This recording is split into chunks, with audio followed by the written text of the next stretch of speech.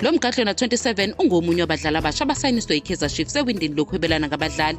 Yize iqembu likhombisa ukudlala kahle lihlasela, kodwa libe nenkinga yokushintsha amathuba bengamagoli. Ukuze ithuthukise ukuhlasela kwayo, i-Chiefs yethula abadlali abasha ngomsombuluko. uTariq Morris weSuperSport United noGlody Magabi Lilebo obedlalela iqembu lesithathu laseFrance. Umdlali wasesiswini uThabo Cele naye ufakwe eqenjini.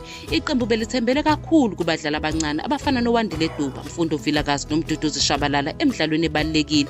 Manje njengoba selino Lilebo, uMorris noCastin Sirene ojoyine ngo-August 2024, iqembu linethemba lokuthola ulwazi olwengeziwe. Umgadli Orlando Pirates uLebo Mpele odabuka ezweni elilodwa noLilebo usemxwayise ngokuphazamiseka kokuhlala egoli. uMpele utshela uLilebo ukuthi akagxile ebholeni futhi angaphazanyiswa izinto ezifana nokunakwa ngabantu, ikakhulukazi edolobheni elimatasa. uMpele naye owake wadlalela iqembu elikhulu ukugcizelela ukubaluleka kokuzibamba ukuze uphumelele. uMpele uyathemba ukuthi uLilebo angakwazi ukwenza ezibukayo ku-Kaizer Chiefs. Umqhathanise nomdlali omncane we-Orlando Pirates uRelebohile Mofokeng. uMpele uthena kubuLilebo engenalo ikhono njengomfokeng, kodwa uqinile futhi unesibindi uma ethatha abadlali basemuva. uMpele uphakamisa ukuthi uLilebo kumele asebenzise amathuba amaningi ukushaya amagoli futhi asebenzise amandla akhe ukumsiza. Ukholelwa ukuthi ikhono lomqeqeshi lokukhuluma isiFrentshi lizomsiza uLilebo ukuthi ajwayele iqembu.